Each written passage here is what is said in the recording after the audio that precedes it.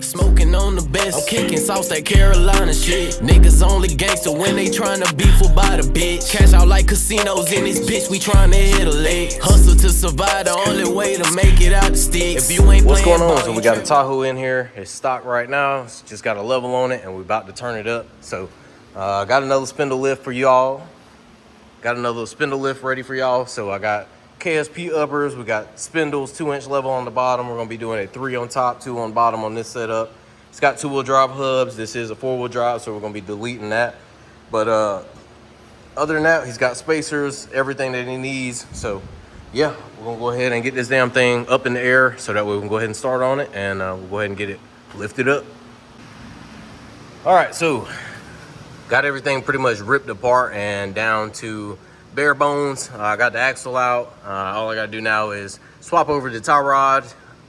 I got the bump stop cut. Just gotta shave that down with a flat disc, and then I'm gonna clean up the frame a little bit, go ahead and paint it flat black, just so it can look clean in here. Then that's pretty much it. Just gotta pretty much build everything else up and then start putting it on. But yeah, I'm gonna go ahead and get the other side knocked out once I get this one cleaned up and ready to go, and then we'll pretty much build everything all up at once and go from there. So not too bad, man. I'm knocking these out. They're pretty easy to do. A lot of people just don't know how to do them or how they work, and a lot of people have a lot of questions. So that's why I want to kind of be, you know, putting these videos out there, so that way if you're doing it at home, you can knock it out yourself. All right, so we are getting down to putting some of the new stuff on. So I got the strut in, 2-inch levels on the bottom. I got the 3-inch on the top. Got the uppers in and assembled. Just got to get those greased up. I got the spindle in here.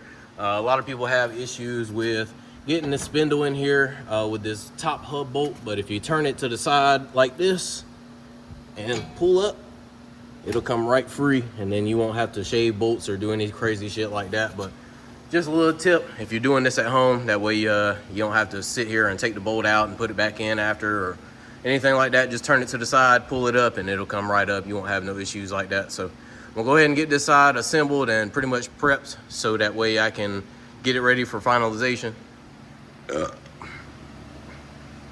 gonna go ahead and get this side prepped and ready to go. I got a bag job getting dropped off here in a few, so I want to at least get this finished up so that way it's done and out the way before I start that. So let's go ahead and keep working, see how far we can get with this damn thing. Shouldn't be too much with this, but yeah, let's go ahead and get back to it. All right, so we got a little bit of progress going.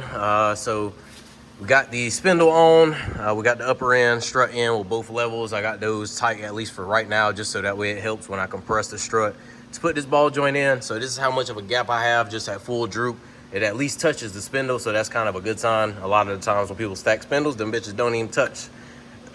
And then that's whenever you need a ball joint spacer. But yeah, everything is good to go. I gotta go get some grease so I can grease the fittings, but it's not leaving right now. It's not leaving right now, so I'll get the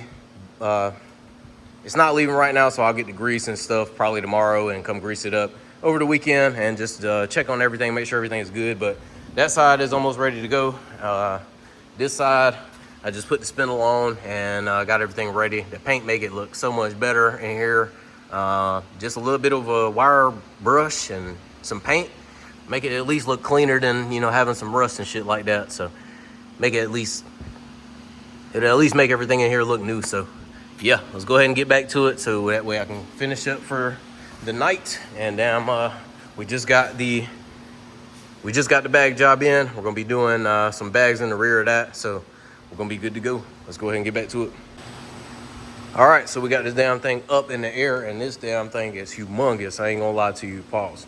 But yeah, everything looks good up under here. I just gotta tidy up a couple things. And make everything look good up under here. But as far as the angles go, everything looks pretty solid. It ain't like OD crazy. It's probably about where I'd be maxed out. This would probably be where I'd stop at on spindles, at least. This is probably about the equivalent of like 1924 struts, just about. But yeah, everything looks good all the way around. She's tall. I got the alignment somewhat sorted because I already went through that shit with that fucking Yukon, so kind of made it a little bit easier for me to do this one. But yeah, man, we'll get back here tomorrow, get some flicks of it outside, pull it out, and got a couple more things to do, but we're gonna be moving on to doing the bag truck tomorrow. So that's why I wanted to go ahead and get this one out the way. And yeah, we should be solid. So check y'all out in the morning. All right, so she done. Got her all complete and sitting real nice, stock in the rear, and 3-inch level on top, 2-inch on the bottom with the 4.5-inch spindles and some KSP uppers, 2 to 4s. It look good, man. This damn thing sitting up like a 7 to 9 with no cross member. But yeah, like the way it turned out. Everything looks good. Got a couple more things to do to it. Just put the chrome mirror caps on. Just put the little chrome door handle things on. So got a couple more things to do, but we'll get that done in the next few weeks. But I got the bag job to go ahead and knock out, so we're gonna go ahead and jump into that. But show y'all these angles one more time, just so y'all can kind of see what it looks like if you're looking to do it yourself. It's not terrible at all. Like I said, this is where I'd probably max out at.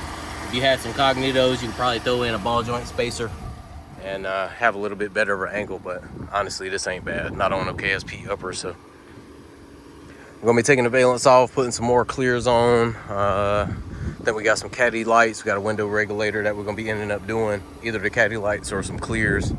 And yeah, should be getting some 37 soon. So yeah, I like the way that this shit popped out. But let's go ahead and pull this damn thing around. Go ahead and get the other truck in the shop so we can go ahead and knock these bags out. The Tahoe in, and we're about to go ahead and start on the bag job. So we're gonna be ending up going up to about this height as it is now, probably just a little bit higher, maybe about 1 inch or 2, just to kind of level out with the front. All right, so I got everything out of the boxes. I'm gonna go through everything down here. That way you can kind of get an idea of what you're gonna need. Different setups are gonna be different depending on what the height that you need. So I got dual 444 compressors. We got triple bellow bags. Got a Vixen 9-port 5-gallon tank. Down here we have a Viair solenoid or relay. So instead of using the typical ass cheap relays that come with a lot of the air ride kits, you can use one of these. And this is made to where you can run 2 compressors on them at one time. This makes it easier for you, so that way you don't have to run 2 relays for separate compressors and shit like that. You can run both on this, run your power ground and everything for the back through this solenoid, and you'll be good to go. Got a switch for them to go on the front panel. Compressor switch is on at 150, off at 180. They give you another one with the compressors that go up to 200, but we'll kind of see which one works best for this setup and how much air he's gonna need. He's not gonna have to go up too much, so I don't think he's gonna need the 200 PSI, but we'll test it out. Some 8-gauge wire for the ground and the power for the bags themselves. Got all 4 valves here. The pressure gauge, it comes with a pressure switch for the gauge and a harness, so you don't have to run anything. Universal air ride cup kit, 1/2-inch line, got a bunch of that. So it's pretty much all you're gonna need as far as doing air ride. A lot of the rest of the stuff you don't have to do because of the fact that these are already 4-link, but you still need to kind of account for the side-to-side measurement. So if you're doing these and you're trying to get them up high as hell, like the last white one that I did, you're gonna need a panhard bar, you're gonna need some lift shocks and just a couple more brackets, just so that way you can achieve that height without pulling that rear end that way. Yeah, I'm gonna go ahead and jump into it, start assembling some of this stuff. I'm gonna have to go get some fittings and shit tomorrow. Just try to route everything today, take the rear end apart, kind of start mocking up my brackets and show y'all how I do that, and then we'll go from there. So all right, so we're getting down to the disassembly. What I do in the rear is take out the springs, kind of disconnect all the electrical connectors. If it has a spare tire, you got to take that out, because that's where I'm going to be running everything. There's a little heat shield you got to take out for the exhaust. I'm going to run some truck shocks on this, just because they're a little bit longer, and for his height, I think that'll work for him. He had a level in here, but I was looking for it, but it's up there. So I've never seen anybody install SUV level pucks on the top, but hey, you know, is what it is. End of the night tonight, the springs were double stacked. They had a fucking 3-inch level and a 1-inch level on top of that. So it took a motherfucking bitch to get those out.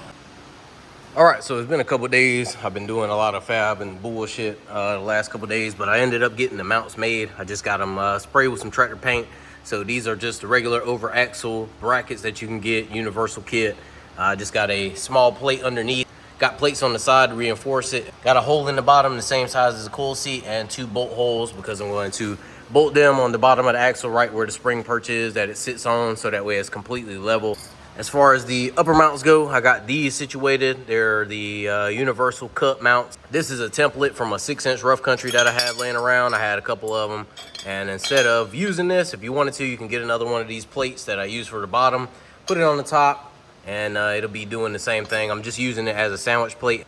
That fits perfectly on top where the coil is supposed to be mounting at. So I'm gonna sandwich that with a bolt and a washer, and then I'll run the airline straight through here and just put it through, set it on top, zip the bolt down, and then it'll pretty much be stationary, and then I'll have at least some adjustability. Ended up getting the tank and everything situated, so I got all 4 valves coming out with 1/2-inch fittings to a 1/2-inch T, and I got a push to connect coming out. I might switch that out to a 90, just trying to see kind of where I need to have everything to go, but got the 2 dumps on the end, got the 2 fills right here. It's gonna come through to fill both bags, and then whenever it's time to dump, it's gonna close this valve, open this one, and dump it straight out. And I got 2 water traps coming in, so the compressors are right here. Got it routed over the tank to a 90 to a 1/2-inch straight into the tank. They're all loose. Got the pressure sensor right here. Got 2 plugs put in the other day. Got another plug on the other side. So basically all I got to do up under here is tighten everything up. I think I'm going to end up making like a little bracket or something that goes in between here and there, just for this tank, because it's kind of wiggling a little bit. All right, so as you see, it's fucking nighttime. I ended up getting the brackets in with the bags, and everything is looking good all the way across. Just got to tighten it up. It's got a little bit of angle, but this is not where the rod height is going to be. I'm gonna wait to tighten up these bags whenever I get the rod height set, and then we'll kind of go from there and just see where they have to be adjusted. As you see, they're slid a little bit more on the inside, just because I didn't want to hit this fucking frame. That's a big problem with these, is whenever you put bags on them, you got to watch out for this frame here. And on the other side, the track bar, that bolt that's over there gets close to that too, and the frame. So all right, it is currently 10 o'clock at night. I'm putting in overtime just because of how my schedule's been lately. So got pretty much everything ready to go in here right now. I got the valve wire just hanging. I got the airline ran so far. Just ran it just for a few seconds to see if it will build pressure, and everything's looking good. Like I said, the bags and everything are tight yesterday. I got all that situated. Got everything ran wiring wise. I just got to heat shrink everything. Got the pressure switch grounded on one side, and then going to the solenoid on the other side, so I have the ignition on the other side of that solenoid. We do that just to save the pressure switch. Instead of running a hot to the pressure switch, we just ground it off, run the hot to the other side on the solenoid, and yeah, it's perfectly fine. So just want to show y'all real quick that the gauge and everything else is working. It's building pressure. Sounds good so far. So as you hear, both compressors are on. It's filling the tank up right now currently, and it's building up pressure. It's only got 1.3 bars, and then with this you can change it to PSI. It's going up 23, 24. So I like this little switch. It took me a while to find what fuse I needed to use. It's been so long, but yeah, this damn thing is doing good so far. So really all I got to do, man, is get in here tomorrow, try to figure out that rocker switch, clean up all the wires, and then I can pretty much air up the system. Ended up going with 2 adaptive fuses in there. 2 are going off an ignition fuse.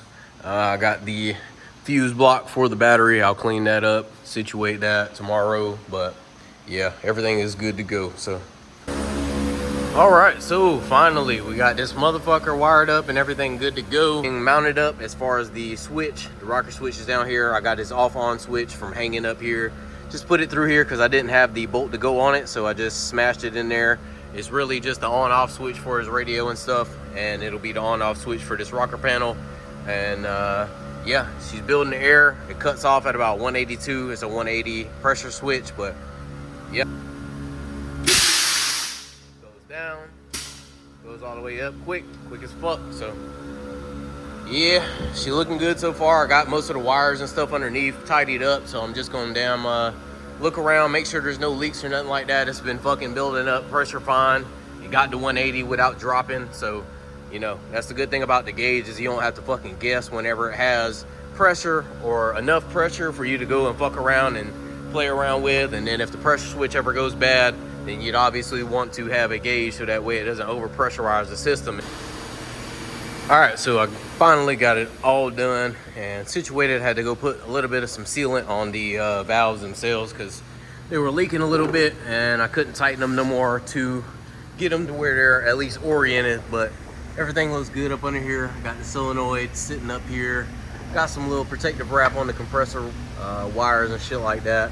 Got the pressure switch routed. That's up here. Like I said, I got it grounded to the frame and I got it running to the other side of the solenoid. Both compressors are there, 12 volts right there. That is the switch power up here, and then that is the pressure switch. Sits up real nice. So it's sitting up way higher than the front, like you wanted it. It's probably about a good 2 inches higher in the back than the front. So whenever he ends up going with a bigger lift, he can kind of sit it right here and be good to go. That's all the way down. So she's looking good, man.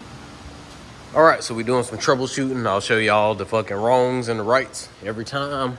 Whenever I'm doing this shit, just in case y'all run into it, y'all ain't got no issues. So this, I got this 90 on the top of the bag coming out the cup, and this space in here was not enough. So the good thing about this shit not being welded in and being a bolt-in design is all I had to do was loosen that top bolt up top and take the bottom bolts out of the bracket, and then I just basically moved it right around, turned it with both hands, and now I got it turned this way, and I'm gonna run the bolts just straight from here on this plate.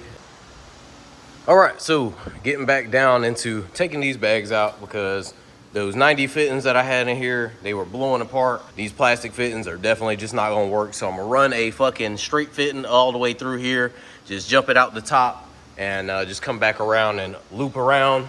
This one isn't blowing out anymore.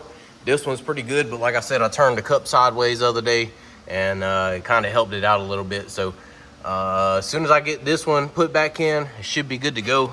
It only took me like 10 minutes to get this fucking bag out. So good thing about this is if he ever has any problems down the road, it's this easy to take this shit out, take the cup right off of this motherfucker, put you some new shit on here, put it right back in, and you're good to go. All right, so got it all finished up. Put a clip of it going up and down, but I'll do another clip so that way you can see it. But I ended up doing that straight fitting on this one, and it ended up working out pretty good. So everything looks good up under here. Got both the lines just hanging down here. They're not interfering with the rear end or nothing like that. Bags are sitting up straight. They're all tight and good to go. So shouldn't have any issues or anything out of it. Do a quick little demonstration before we fucking call it for the day.